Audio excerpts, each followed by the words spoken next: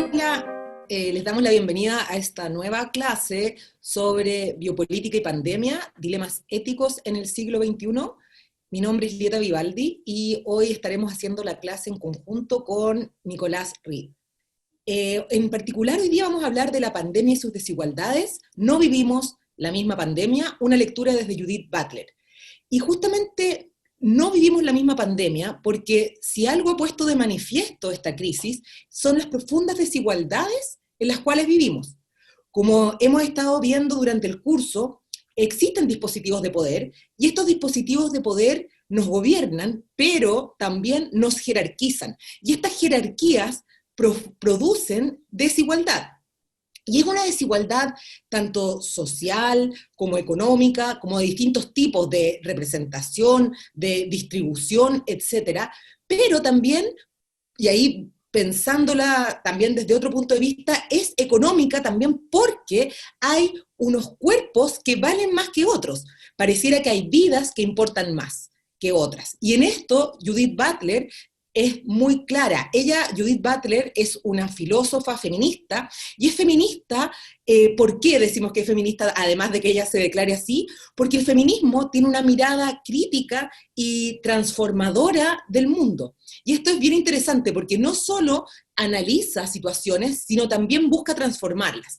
Y los conceptos y las categorías que nos muestra Judith Butler justamente buscan transformar la realidad en que estamos.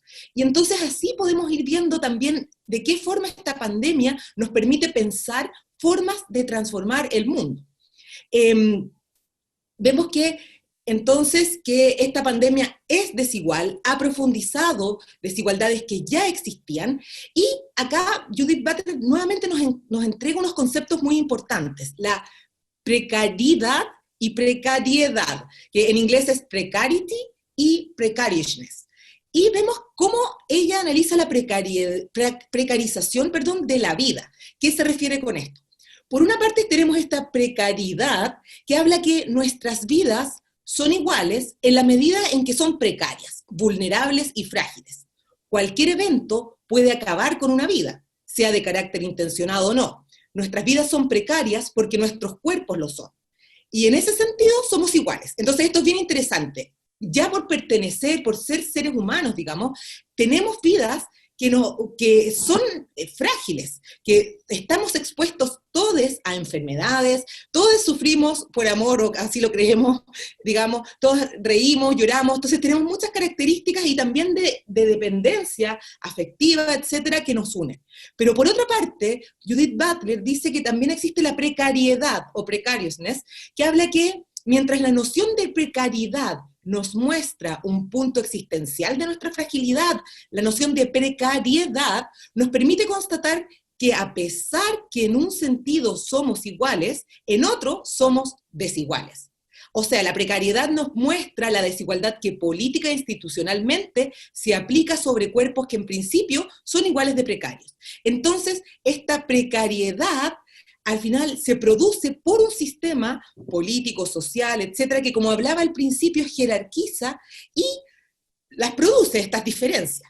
Y no son diferencias en un sentido de que todos somos distintos en nuestra igualdad, en un buen sentido, digamos, de conservar nuestra individualidad mientras vivimos juntos, sino que en un sentido de que hay vidas que importan mucho más que otras, y así vemos en la pandemia que muchas veces se habla de estas cifras de muertos, como si fueran, digamos, uno se va acostumbrando a este vocabulario de cifras, siendo que sabemos además que ciertas poblaciones son mucho más vulnerables que otras a contraer esta enfermedad que en teoría ataca a todos por igual, independiente que para algunas personas claramente de ciertas edades, etcétera, va a ser distinto, pero hay desigualdades corporales distintas.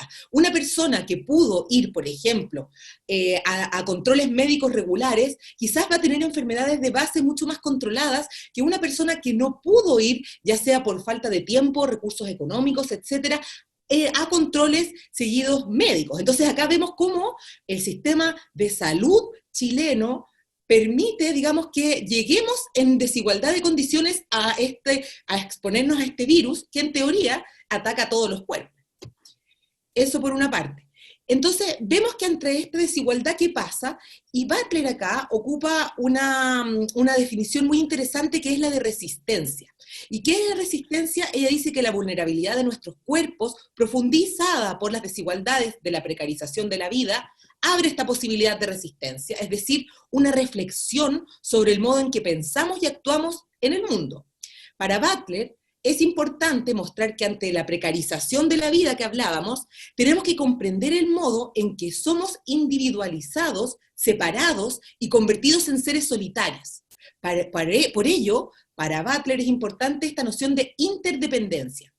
Resistimos no cuando nos oponemos al individualismo, sino cuando producimos una comunidad con otras. Y esta es la noción de resistencia. ¿Cómo nos enfrentamos a esta desigualdad? Entonces ahí Butler nos invita a pensar juntos en medios para resistir a esto.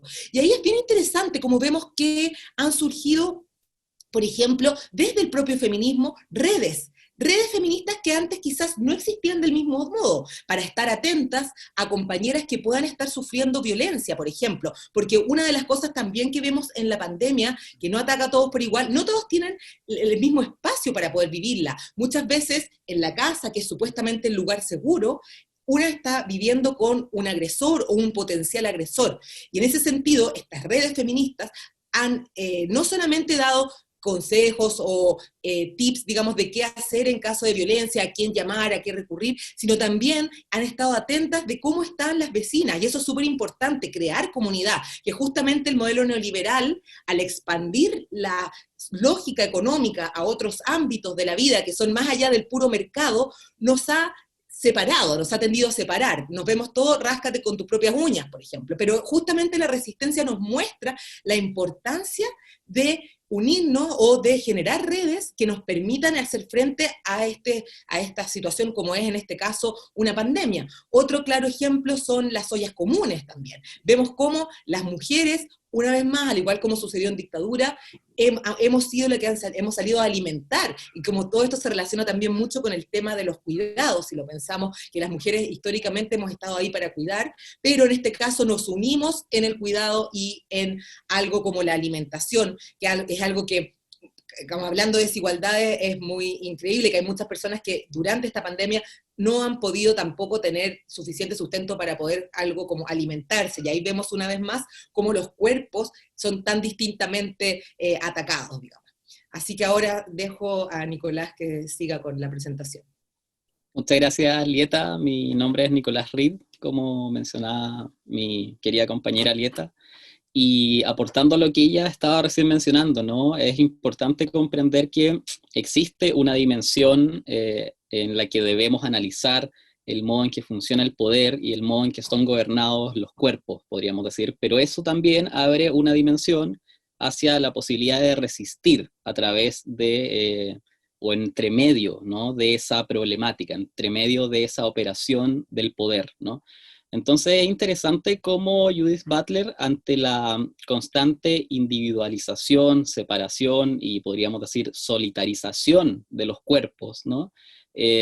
Opone una idea de resistencia positiva, podríamos decir, ¿no? No se trata de decirle no al poder, sino de producir, ¿no? Un tipo de comunidad alternativa que funcione estructuralmente de manera distinta a eso, ¿no? Y para eso Butler tiene un argumento muy importante, el cual ha trabajado en sus últimas publicaciones, que es, como decía Lieta, la noción de interdependencia, ¿no? Que hay una definición muy, muy adecuada que da Judith Butler en una entrevista del año 2010, que dice lo siguiente, ¿no? Dice Butler: creo que si nos centramos en el cuerpo, podemos pensar sobre la interdependencia de un modo distinto.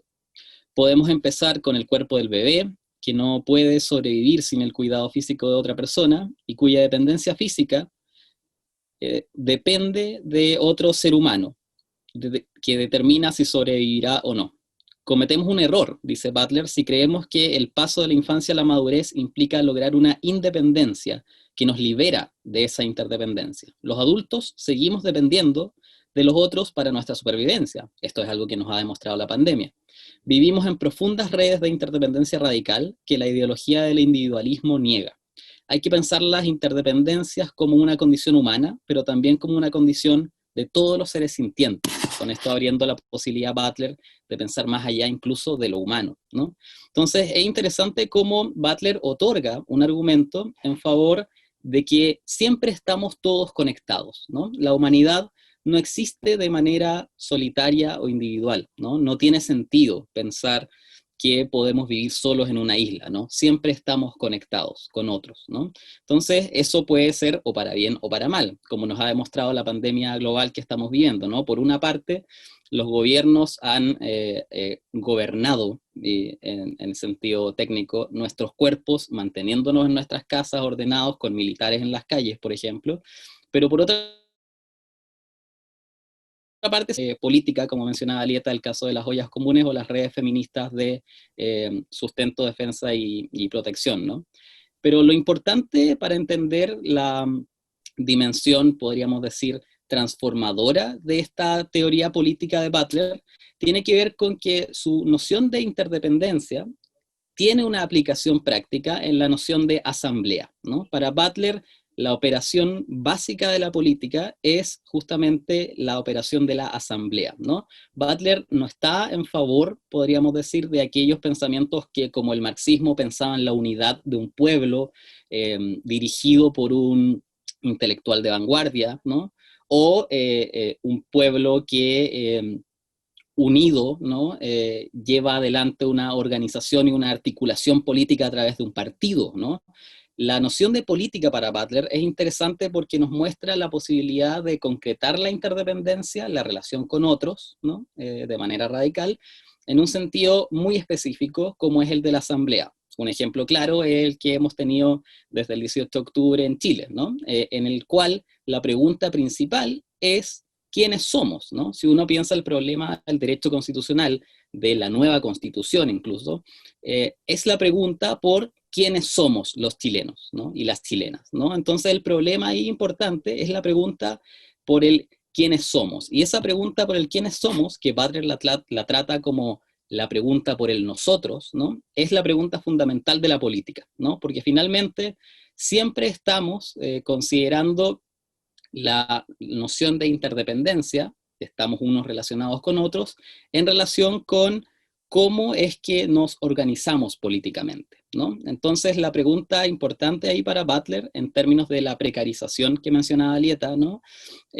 Mucho más que preocuparnos de cómo es que el poder nos gobierna, cómo es que el poder nos ordena y nos jerarquiza, es importante para Butler pensar cómo transformar ese modelo y esa estructura neoliberal de jerarquización e individualización de los cuerpos, ¿no? Entonces, para Butler es importante comprender esta noción de asamblea como reunión pública de cuerpos, ¿no? Anteponiendo el derecho de reunión, que es justamente el que se ha visto más atacado durante la pandemia por razones de salubridad, ¿no?